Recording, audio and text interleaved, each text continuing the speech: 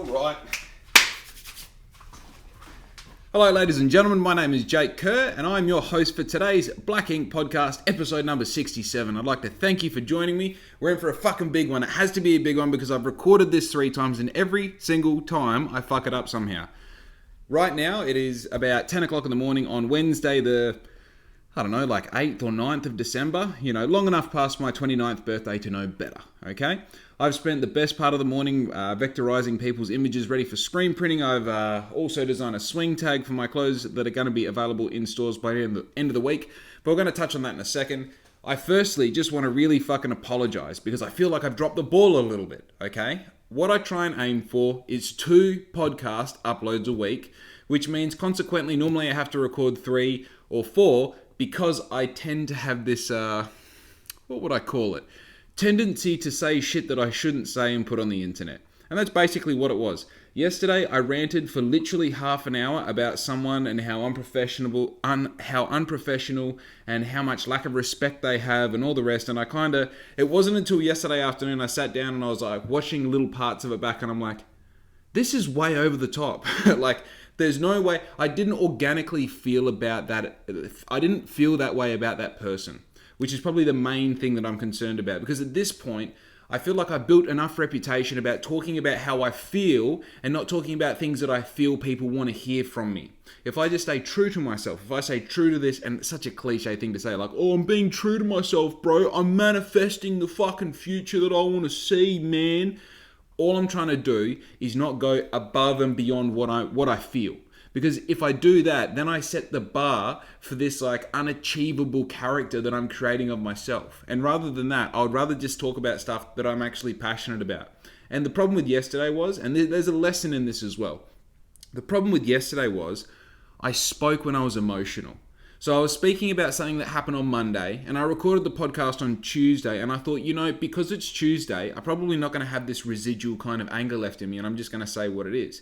By Tuesday afternoon, upon reflection, in my mind, what I said and watching it back, I could realize that I had gone too far. And the problem was, I was speaking about someone that, look, honestly, I don't respect them. I don't respect them at all. After what happened, I don't have respect for them. But I also have enough professional respect for them to appreciate that they treated me how they treated me. And look, I'm going to touch on it a little bit today because I can't cock tease you by telling you how I felt and not tell you about the thing that happened. So as far as like my professional respect goes, I understand where this person came from and why they treated me the way they treated me and why they spoke to me the way they spoke to me. But at the same time, I cut no one any fucking slack because I don't cut myself slack. You know what I mean? Like if I have it, like here's a good example, okay? If you and I are talking and then at the end of the conversation, you're like, anyway, mate, I'll catch you later. And I'm like, yep, okay, yep, cool, I'll catch you later. See you, bye. The other person's like, okay, bye. And then I'm like, hey, be safe. I think about that interaction for the next fucking 20 minutes. I think about like what you said first, what I could have said to combat it or to close it off nicely, or maybe if I just could have walked away, whatever it is. I focus so deeply on those communication mishaps to make sure that I get better and better every time so that hopefully one day I can just have seamless conversations with whoever might want to have a conversation with me and not have any real interruptions. Now, I allow no fucking slack in that whole process, okay? I don't walk away from a crappy interaction and go like, oh, they happen sometimes, or like, oh, it's human to be human.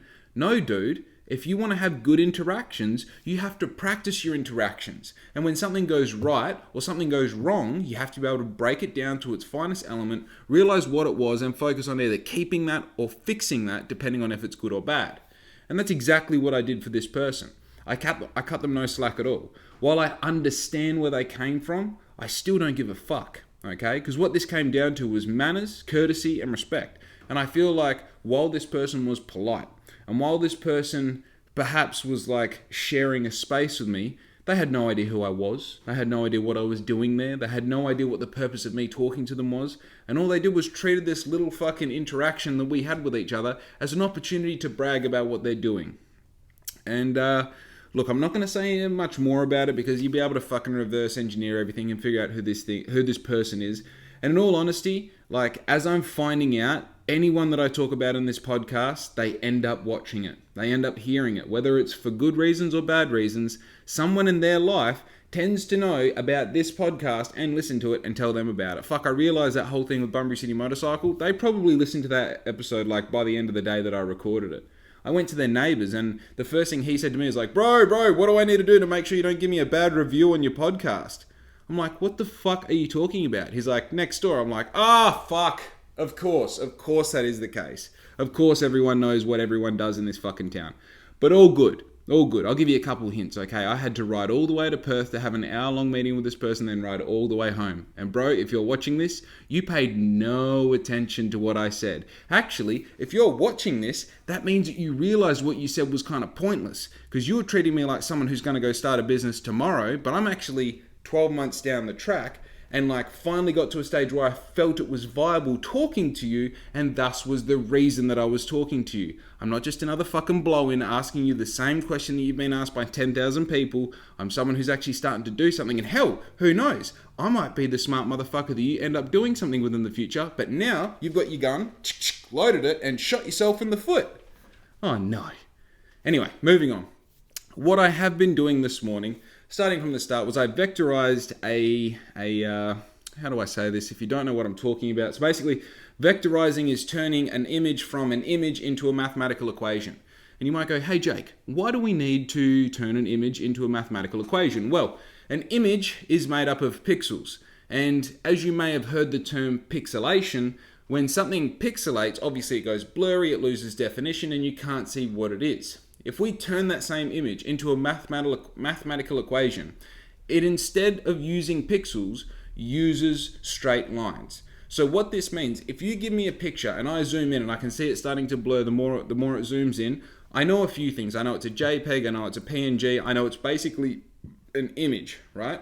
If I want to use that for screen printing, or if I want to use it for normal printing, or if I want to turn it into a sticker or a card or any sort of like turning it from digital to physical, what we need to do is make sure that when we zoom in, that there's no pixels, there's no little like little edges on it sort of thing. We need to make sure that all lines are perfectly straight. Thus is the process of vectorizing. So what this does is it takes an original image and basically outlines this whole thing, or sometimes I have to recreate it, whatever the process is. The end result is that you're left with the same image, but instead of it being an actual image built up of all these little pixels put together in different colors, we've built an equation of lines so that no matter how much we zoom up on any of the corners, any of the lines, any of the content, it's going to be purely what it is, which means that when we transfer it from there to a screen to a print, which is what this is for, then by the time it ends up on a shirt, you're not going to see any little jagged lines. You're not going to see anything that looks like it's been blurry, blown up, and then printed. It's going to look like exactly what you're anticipating it to look like. And it's weird because it's weird. This process that I'm talking about right now is actually the thing that held me back the most when Black Ink was a coffee van. Because what I used to have when Black Ink was a coffee van was I had the ability to make t-shirts. I was outsourcing it, but I still had the ability to make t-shirts. I had the ability to sell them, and I had a customer base to sell them to. The only problem was, from getting an idea onto a shirt basically meant that like I could create anything you wanted on paper. You know what I mean? I go like, oh, I want something to look like, I want it to look like that, but thicker, okay? And then someone goes, oh, yep, cool, chuck that on Photoshop, they scan it in, they blow it up, they put a fucking thing around it, they go, right, there it is. And the problem is, I always got given an image and wanted to put it onto a t-shirt, right? And the first thing the printer would say is, what file format is it in?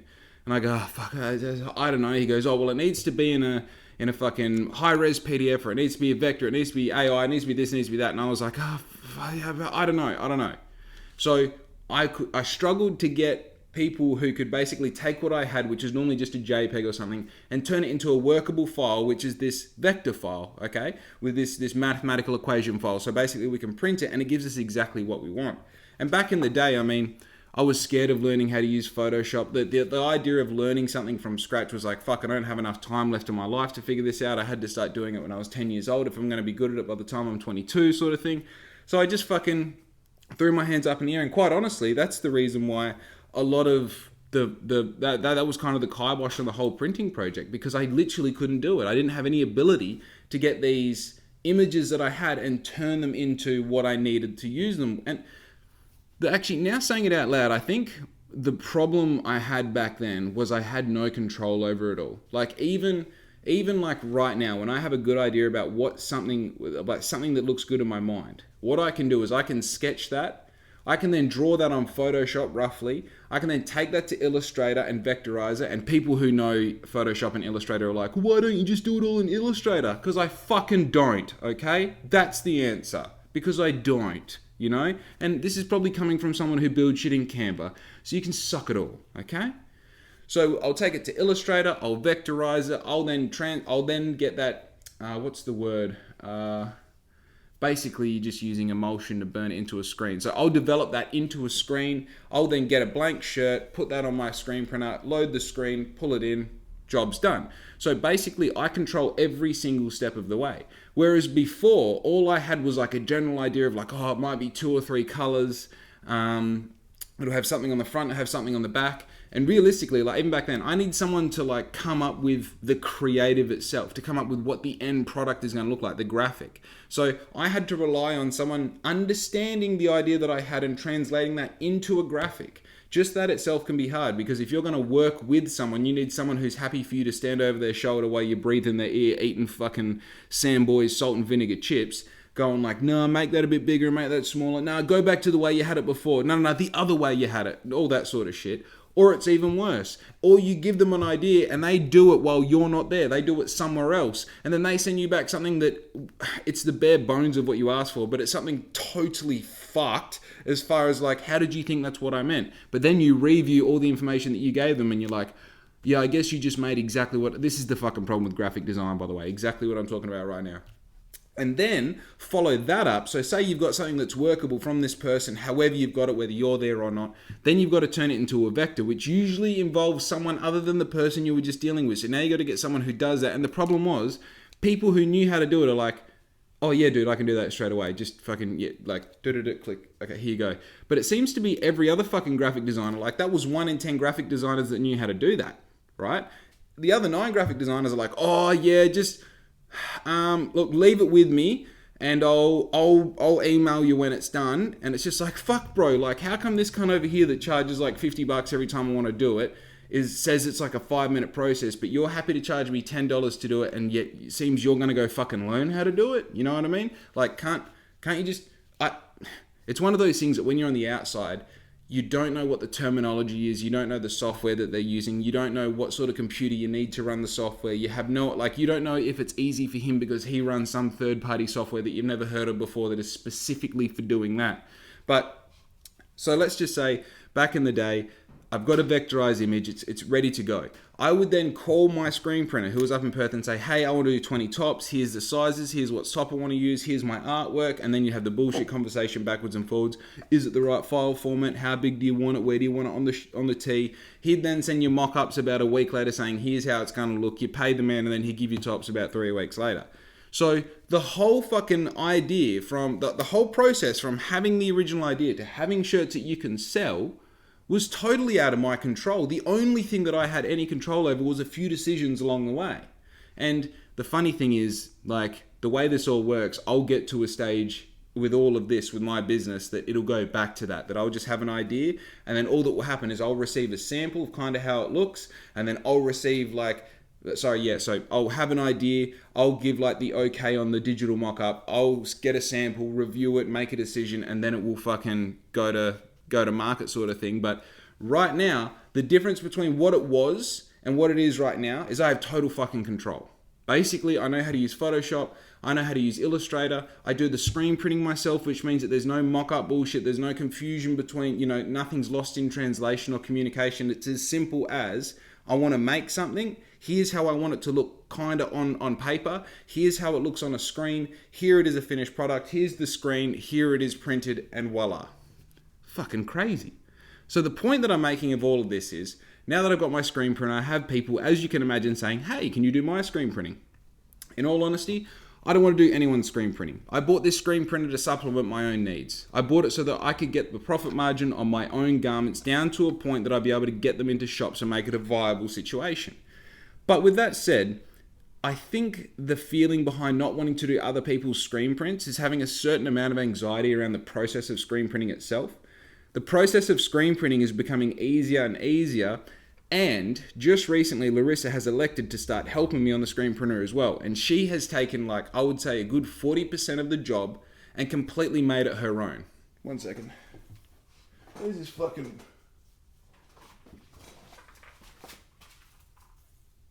Dude, shut up. Ugh, look at that. Oh, he fell off my finger. There was a fly. He was just dying behind me. You know? Anyway, so where the fuck was I?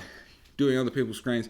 So yeah, Larissa has like elected to, and like just really grabbed it by the balls, and she's fucking, basically all I have to do is like we do a bit of setup together. By the time we're good to go, all I have to do is pour the ink on and pull, you know what I mean? Then when I'm done, go do my own cleaning up. So she puts all the T's on, she makes sure they're all aligned, she makes sure that the platens are in the right spot. She does everything. So basically all I have to do is swing the platens around and pull the screens on. So this means that my trial and error of figuring out how to like basically screen print, which it sounds crazy after you've done it like a dozen times, you go, well, how much more do you need to know? It really is like just to fucking continuously do it until you figure out how it's done, how much pressure, what angle to slide the squeegee on. Sometimes if you have particular areas of the screen that don't go in as well, you have to like revisit them on each pull, and then just little technical things here and there. But my ability to learn those technical things has grown so quickly because I don't have the other 40% of the job of loading shirts on and taking them off and setting them and heat pressing them and all the rest. My whole focus now is just on doing really good screen prints.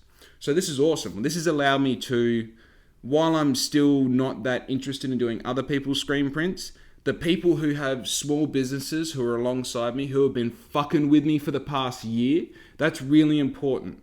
We've been backwards and forwards helping each other out in whatever facet it might be. And this particular client that I've taken on, I've gone out of my way to go and see them do what they do in their arena. And they've come out of their way to come and see what I do in my arena. They've been part of the process. They've been part of the journey. And there's someone who appreciated my potential back at the start when I had nothing to offer, who wanted to fuck with me even though I had no tangible proof of what I was doing. They believed in my voice. And so that's the person when they reach out and go, hey, can we get some of our stuff done? Fuck yeah, dude. And you know what? I'm not going to charge you what the job's worth. I'm going to charge you what it takes to get the job, because at the same time, your boy needs money for Christmas. You know what I mean? Now, by the way, I had to break that down for Larissa. That's something that makes heaps of sense to me, but it might not make heaps of sense in general. So when it comes to charging for a job, and like, this is the thing, when you're doing work like this, it's a very different setup to when I just make a shirt and sell it online. Because when I sell a shirt online, for you, the customer, you arrive and the price is already determined. All of my shirts are $60, all of my crew necks are 70, and all of my hoodies are 85. So you go, right, I know what to expect. But when this person comes to me for a screen printing job, they're like, okay, I want this, I want 2 prints, one on the front, one on the back, I want black tees, one color, I want a small print on the front, a big print on the back, I want X amount of them. That's when you come up with a price.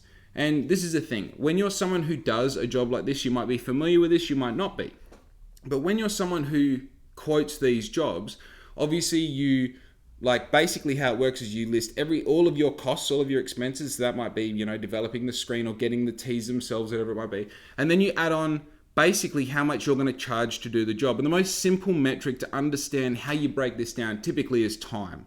Okay, so you go, right, my time is worth $25 an hour. This is going to take me 2 hours and we're going to have 2 people doing this. So the labor for that job is $100 because we've gone 25 times 2 for 2 hours is 50. There's 2 people. So 50 times 2 is $100 plus GST, so $110. So you take all of your costs and you go, add on $110 and Bob's your uncle, that's your quote. So basically what I do is my time here is based off what my time was as a truck driver, okay?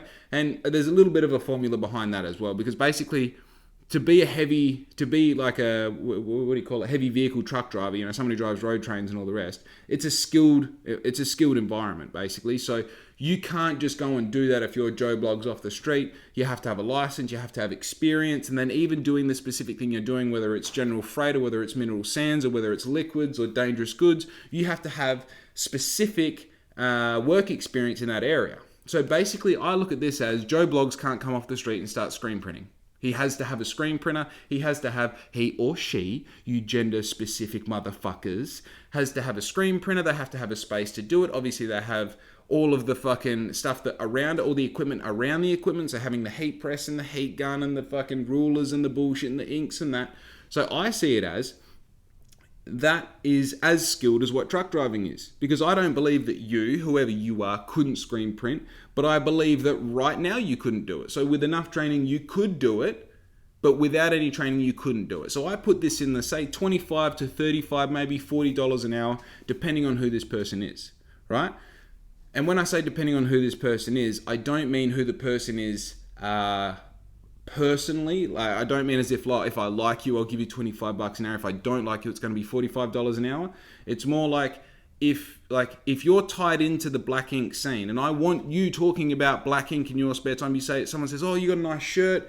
You know, where'd you get this?" "Oh, well, this is actually one of my shirts," or "This is X person's shirt, but it was actually black ink that printed this." If you're involved in the whole kind of economy of black ink, then I'm going to do everything I can to give you the best possible, you know, piece of clothing, whatever it might be, to brag about. You know what I mean? That's not the idea, is it?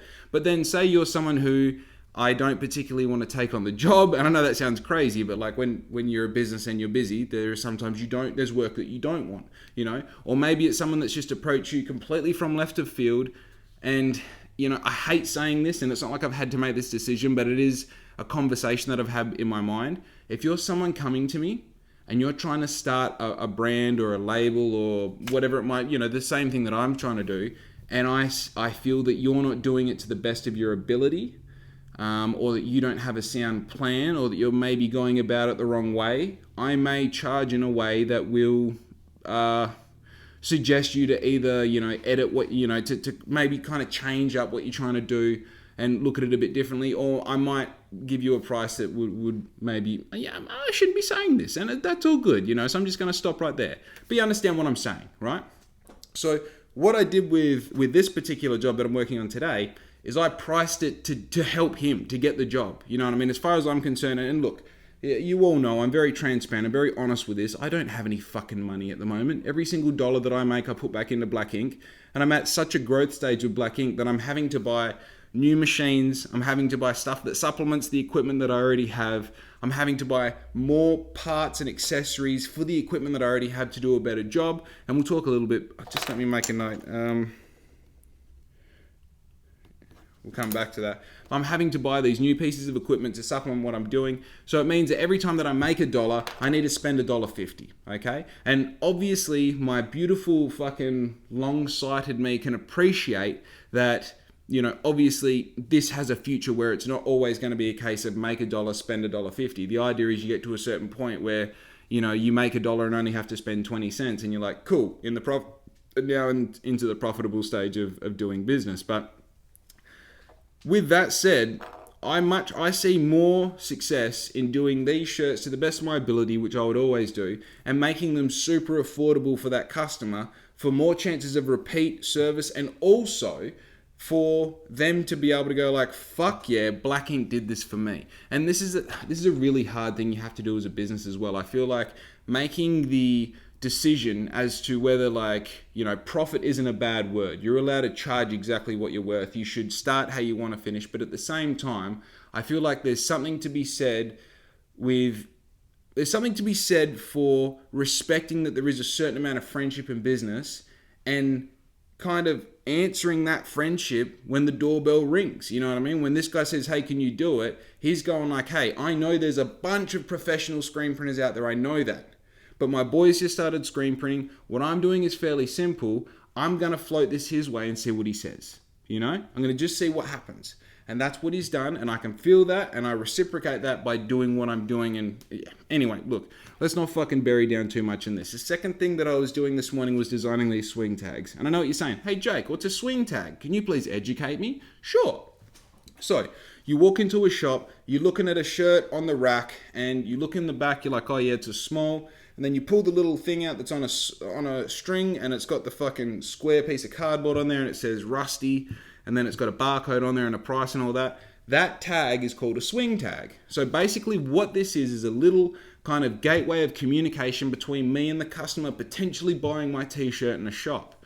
Now, a swing tag is only specific to something that's being sold in a shop. It's quite a physical, tangible experience, because if you get a shirt that you ordered online and you get it to your house and you open it up out of the plastic and then you open it up out of the paper bag that I seal them in, then you pull it out and then it's got a swing tag in there, well, you know what size it is, but you know what style it is. You know what brand sold it to you. You know how much it is and shit. You even know where you can find it. You know why? Because you've already done all that. You found me on my website. No. You found Black Ink on Instagram or Facebook, or your friends told you, or you watched my podcast. Then you went to my website. Then you selected the style that you like. You selected which size is going to fit you. You agreed on the price and then you paid for it. So the swing tag is completely useless to my online customers. But the swing tag inside of a store setting, now that makes sense, my friend. But the only thing that I'm missing in this whole equation is my clothes being in a store. And as you know, if you're an avid listener, a lifelong fan, and of course, subscriber to my OnlyFans, you would know that my aim is to get clothes into shops in the 1st of March 2022. And the reason that I gave myself this goal of March in 2022 is because it was the start of a season. What it allowed me to do was build some sort of a collection or a capsule that I can use for shop implementation. So I can go to shops and say, hey, here's what I've got for this season. Here's all my, here's all the finished products, everything obviously already physically made. You can touch it, feel it, understand it, and make a decision as to whether you want to put it in your shops. So I was talking to one of my mentors on Sunday night, and I said to him, he goes, and by the way, this mentor that I'm talking about, here's the reason that I got a heat press and a screen printer and all the rest. And the reason that we had that conversation, if you go back another step, was to get my stuff in shops. He explained to me the price breakdown, how much money you're going to make by having things in shops or how much money you're going to lose sort of thing. And he said, basically, you need your cost of production to be this number instead of this massive number that you've got at the moment. And the only way to do that is to control production for yourself and make everything within your own, capacity. So from that, I bought the screen printer, I bought the heat press. I think I was talking to him while I was living in a caravan. I ended up moving into a house so that we could say, you know all this, you follow all the story. So anyway, I'm talking to him and he goes, so how's your screen printing going? How's your production, all the rest, and how's getting your shit into shops? Essentially, that's what the question was.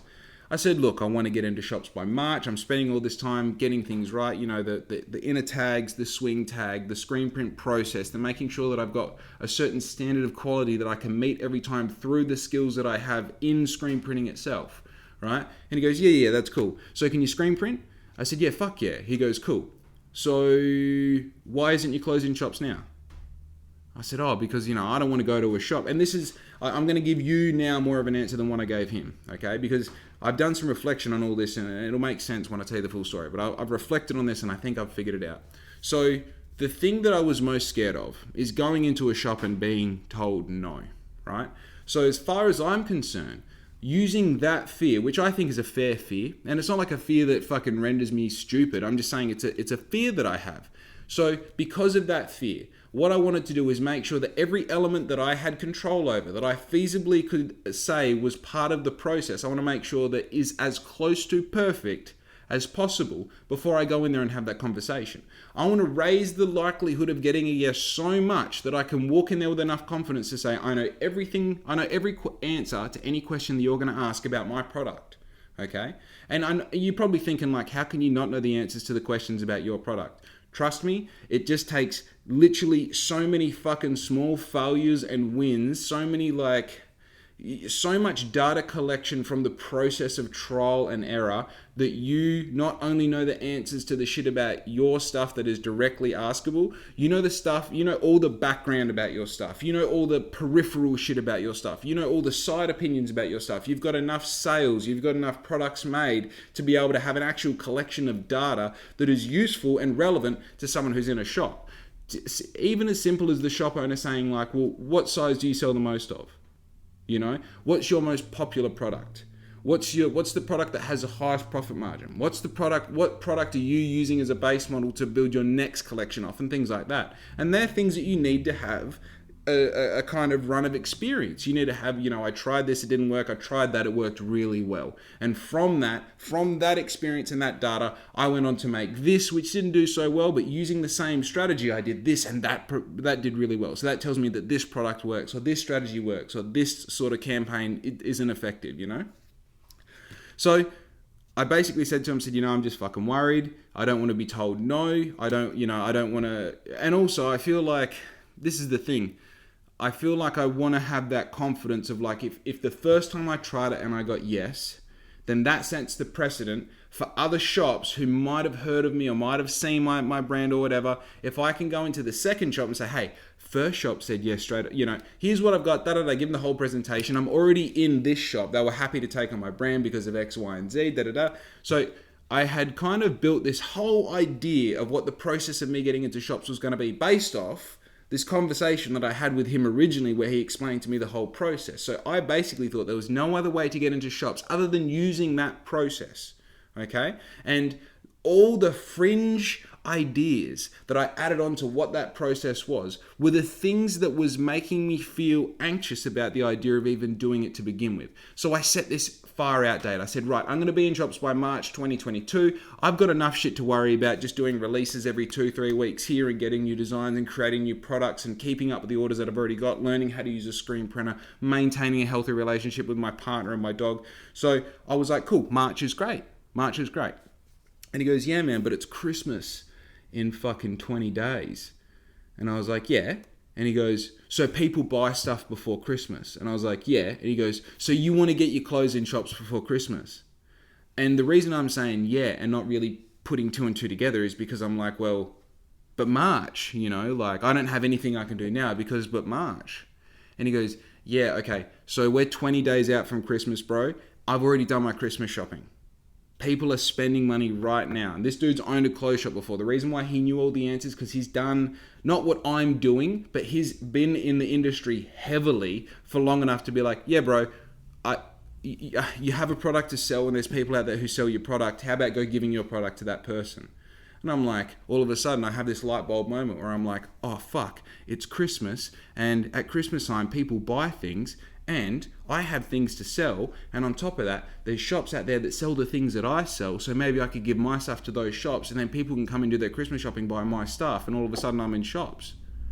So the fucking point of the joke was his idea became my idea, and that's when it became a good idea. Anyway, it kind of fell over because I don't have an audience giving me any feedback or laughter, but all good. So what I did was I got off the phone all excited. I'm like, fucking, of course. I just went into overgear, right? Unfortunately, I couldn't do much with the idea because that was Sunday night and Monday morning I had to get on my Harley first thing in the morning, right up to Perth, meet with a potential mentor, someone who I thought could give me... look, I don't know what I expected out of it. I don't even know if I would... I don't want to say answers because I didn't even have a question for this person, but at the same time, I just thought... Fuck, I don't know what I thought. I just thought I'd get more from what I did. This person literally, I would say right now, doesn't even remember my name or what my business is. I organized this meeting through Instagram with this person, and I don't think this person even went onto my profile to see, who or what BLXCK INK or Jake Kerr is. Honestly, it was just I remember getting halfway through the conversation, I'm like, oh, this guy has no idea. He has no idea. He's giving me completely non-contextual answers. He is literally talking to fucking anyone right now. And as I said earlier in the podcast, bro, I get it. You probably had 10,000 people like me asking the same questions that I was asking you, or blowing up your fucking horn the same way I was. But the reality is, you could have done at least 10 minutes worth of research and seen that, oh, okay, this kid's kind of serious. You know what I mean? He's probably got a fair amount of sales already. He kind of knows what he's talking about. He's going to know probably a lot of information about his garments. Anyway, I'm getting too far into it. So basically, after that little meeting, that little thing, I got straight on my bike and rode straight home, okay? And what I did was I left there needing to piss because I had 3 coffees while I was in Perth, no water, legend status. And I'm belting down the Kwinana Freeway and I stop at Baldivis South, which any fucking Western Australian resident knows is an absolute dream to stop out on your way home from Perth because it's got the big Bowsers and it's got McDonald's and it's got nice toilets and you can get everything you need there, you know what I mean? So I fucking pull in, I fill my bike up full of 95 because the shit was $2 a fucking litre if you got 98. It was literally $1.98. Hey, what are you doing? 150 k's down the road, it's $1.60. How is that fucking... What? You literally, just for the pleasure of being able to buy a double cheeseburger in that joint, they charge you 20 cents extra a litre on fuel, which is fucking crazy. So I put some 95 in there because your boy's only running a stage 1 with an air cleaner and heavy pipes. So I only really need 91, but you do what you do. So I put the fuel in there. I got that pulse in the end of my penis because I need to piss so bad. So I'm like, cool, I'm going to pay for this. I'm going to go to the toilet, get rid of this excess fluid in my body. I'm going to get on my bike, pin 6 gear, sit on about 140 the whole way home. I'm going to feel better about the time that I've just wasted because it's fucking Monday, just about lunchtime, and I've achieved nothing for my business so far this week, right? So I go in, I pay for my shit, I go into the toilet. Hey, it's the fucking cleaners in there, right? So at midday on a Monday is probably not the best time to clean the toilets. Hey, sweetie, clean the toilets between 10 and 11, male and female. If you need to clean them again, do it between 2 and 3. You know why? Because that's just before when all the rush happens. Don't clean them at lunchtime. Don't clean them at breakfast time. Don't clean them at knock-off work time, okay? Because how it works is a lot of people are going to need to use the toilets at that time. And if you say, hey, you can't come in, I'm cleaning the toilets, use the disabled toilets if you need, well, the maths doesn't add up, sweetie, because you've got 6 urinals inside the men's toilet and you've got 2 disabled toilets. 2, 6. 2, 6, right?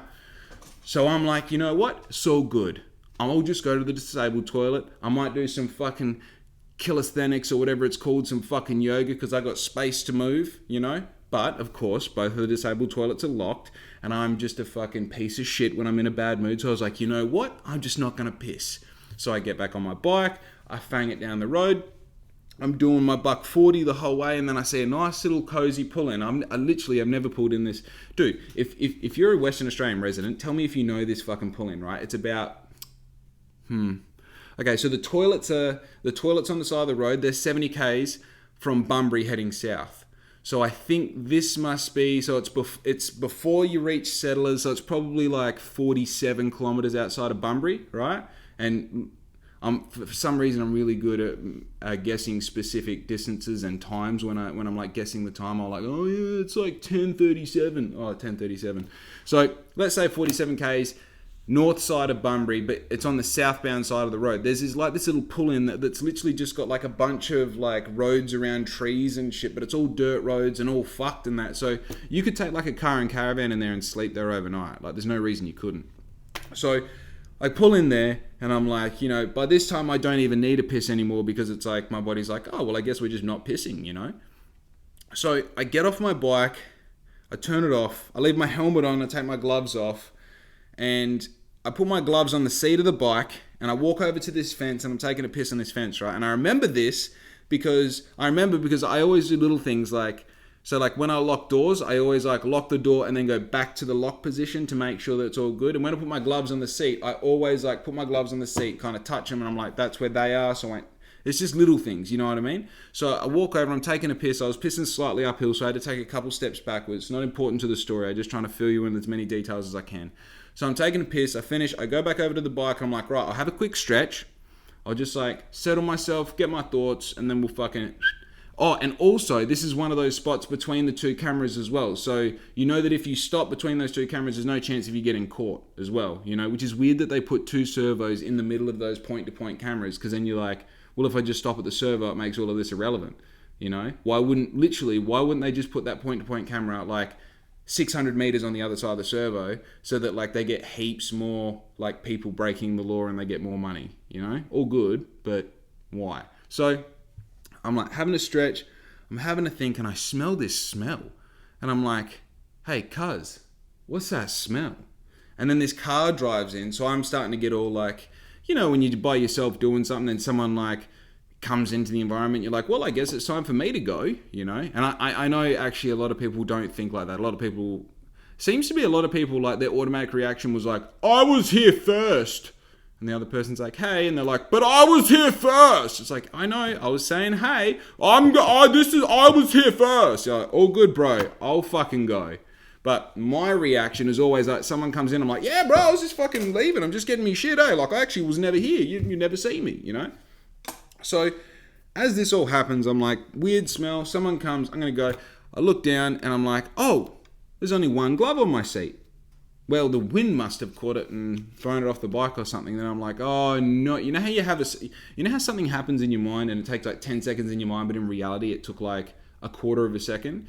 In my mind, I'm like doing the maths, like, oh fuck, if carry the one, if you Google the rest of this. I'm like, I know exactly where my glove is. I know what the smell is. The glove has fallen off my seat onto the exhaust and it is burning the leather in the glove. I look down, there is a glove resting on my exhaust. Now, just so I can give you a bit of backstory with my gloves, see what happened was, I bought these gloves when I got my second Harley. I was walking out of the Harley shop, I had just bought my new Harley, I was feeling like a fucking gangster, you know, and I saw these gloves, and I was like, oh shit, right? These gloves they're Harley gloves, but the point is most Harley merch has, it lets you know by putting Harley fucking everywhere. I'm like, dude, these are black on black gloves, all leather, Harley across the knuckles. I'm like, these are fucking sick. I'm going to get these gloves. So I said to homeboy, I was like, hey, can you put this on my finance? He's like, we can put anything on your finance, bro. Just fucking get them. So I got these gloves, and it was one of those things that because I had nice gloves, I made a point to wear them as much as possible because you're like, well, you really should be wearing gloves on a motorbike, and you've got nice gloves, so now I'm going to wear the nice gloves. And I did. I wore them every single time I rode. There's something that, like, undeniably, I have definitely always worn my gloves, so much so that I feel uncomfortable not wearing gloves because I'm so used to wearing them. So when I saw this glove melting on my exhaust, my heart was breaking and my anger was rising. Because at this point, this motherfucker not only ruined my day with the meeting, but now my pair of gloves is fucked because I never would have been here if he never wanted to stroke his fucking ego and just say yes to me asking for a meeting for him just to talk about himself. Okay? And again, bro, if you're watching this, now you understand. Okay? Now you understand. This is my glove. Okay? You see that? See how we got 3 normal fingers, then you got a pinky all fucking bent out of shape and shit? That has now shrinked, and I know what you're thinking, like, they're not leather gloves if it shrunk, okay? So there must be some plastic shit in the, I don't know, they're fucking great gloves, I don't care what they're made out of. But now, this is all tight and fucking shrunk and all the rest and ripped on that seam and shit. So now, these once beautiful gloves, and just let me elaborate on how fucking nice these gloves are, okay? I've had these gloves for so long that the Velcro on the back wore out, so I got this nice old lady to install some fucking, see, little clip on there. You get a little bit of audio on that clip. Listen, you ready? Beautiful. Look how nice these gloves are, dude. If you're just listening to the audio, we're at like 41 minutes in. Just jump on YouTube and check it out, all right? So look, there's that black ink not black ink, Harley Davidson logo on the knuckles. And look at these things, man. Look how nice that is. Look at the inside, all that grip and shit. And dude, the most important thing is like, when I take them off, they maintain the shape of my hand. That's a fucking good glove. You know what I mean? That's just beautiful. And like, it's that nice black where it's seen. I mean, this is probably seen 30, 40, maybe 50,000 kilometers, towards the sun, and they're still black. That's a fucking brilliant pair of gloves. You understand? So now, my gloves is fucked. So I get on my Harley. I ride the 47 kilometers home. I get a little bit of sunburn on the back of my hands because I didn't sunscreen them because I was never anticipating riding without my gloves. All good, okay? As I get home, Riz comes home like 10 minutes later. I'm in an average mood. It was one of those things where I actually didn't want to talk about it yet because I knew if Riz is like, how's your day? I'd just start crying and fucking wailing and shit like, oh man, he didn't like me. We're not friends. I fucking don't know what I'm doing. I didn't want to do that. So I was like, it was just wasn't the best time. I burnt my glove. It is what it is. Duh. It was 2 o'clock in the afternoon, and I'm faced with the situation of like, okay, what do you want to do? Do you still want to make something of this day? We can say, I'm already working towards like, okay, I organized a meeting with someone. I went to the meeting. It wasn't what I anticipated. I came home. I'm safe. I'm in one piece. The whole thing cost me like 40, 50 bucks. Who cares? I still learned something from it. I still learned that you're not going to get something from every time you ask someone if you can have like a mentorship type of meeting from them. You're not going to get an answer every time you ask a question. You're not going to get something useful every time you need something useful. I went through the process. I met the guy. I'm now better off for the experience, even though I didn't get what I wanted for the experience. It's all good, brother. I don't mind. But with that said, I'm still hurt. I'm still a little bit soft on the inside. So I'm thinking, fuck, man, like I can go do some computer work that I know I've got to do. And I like to do computer work. I like to do this sort of stuff, the real kind of meat and gristle of everything in the morning while you're fresh and sharp.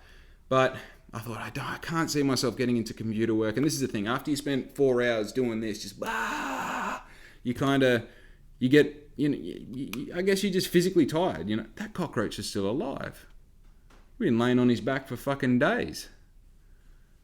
Man, that'd be a fucking, that's torment. Just laying on your back for a few days, slowly dying. Anyway, I'll put him outside, obviously. So I thought, you know what? I'm going to listen to what Homeboy said yesterday when I called him about the Christmas thing, about having clothes in shops. You know what I did? I drank a litre of water, I brushed my teeth, I got in my car, and I went to the shop that I thought was the absolute best fit for black ink, the top of my list, right? The shop that I visualized my brand in March 2022, which obviously is all part of the process. When you set these goals, it's no good unless you visualize it every day and you work towards a future that you can actually understand and see in your mind. So I went straight there and I had a conversation. I had a conversation with the lady who owns a shop, and we spoke for about, I would say, an hour. And long story short, black ink is going to be in this shop by the end of the week. So I've got some jobs to do. I've got to make some swing tags. I've got to make sure my inner tags on the back are all correct. I've got to make sure that I've got a size spread in each of the 3 soles that I'm going to be implementing into this shop. But the point of all of this is that black ink is going to be in a shop by the end of the week. Now, I can't tell you what shop it is. Like, I want to wait until it's said, and I want to wait till it's happening before I say that it's happening. I don't want to say this might happen, because I'll admit there are some little, what would you call them? Little factors that I have to work in with and try and manipulate some things around to make this all happen. Some little problems that I've got to solve, if you will. But I'll solve them. I'll make those factors work for me, and my clothes will be inside that shop before the week is out. I guarantee you. So, watch this space, get excited, and if you're ready for the fucking physical, tangible experience of being able to swap cash for clothes inside of an establishment that is built just for that very purpose, then I'm telling you to start your engines, because it's going to be fucking happening very soon. And for now, I'll be honest, I'm getting 3 styles in there. I'm doing a little spread. 3 different shirts, about 2, 4, 6 of each shirt. So we're only going to have 18 shirts in there to begin with. But this is the first step, right? To be able to be in 100 stores or 1,000 stores worldwide one day, I needed to be in just one in my hometown first. And now that I've got that, this is like fucking, I got my little badge, my little achievement badge. I've like stepped one, I've progressed a little bit more. And the crazy part about it is, from the outside perspective, people say like, oh, there's a new top. Oh, there's this, he's doing a birthday sale. Now he's got a new hockey jersey. Now he's in a shop. People see these things from the outside, these like level ups as I level up, and they go, oh, that's what's happening with black ink, that's what's happening. But for me, there's so many moving parts all the time that it's hard to appreciate that conversation was such a pinnacle fucking moment in my business career. But it just felt like a conversation. In fact, it just felt like the redeeming part of my Monday after I got fucked around doing 400 kilometers talking to someone who didn't want to talk to me. That's all it felt like. And unfortunately, yesterday I jumped on, I recorded this podcast, I went completely off the fucking deep end, ratting this guy out, calling him a bad person because I was emotionally hurt, and I forgot the simple fact that black ink had one of the biggest wins it had all year, and it happened the day before. And for some reason, I focused on the bad part of it. Bro, what the fuck? So I guess all I can give you at this point is a little bit of encouragement, maybe motivation to focus on the good, not the bad. Sometimes the bad seems like it's 95% of your life, but trust me, that good part can actually be heaps better if you just understand what it is. If you just put it into perspective. Give it some fucking, oomph, Anyway, don't forget, be good to your mum, do something nice for someone else today, and focus on the good, because I'm fucking out. Yeah!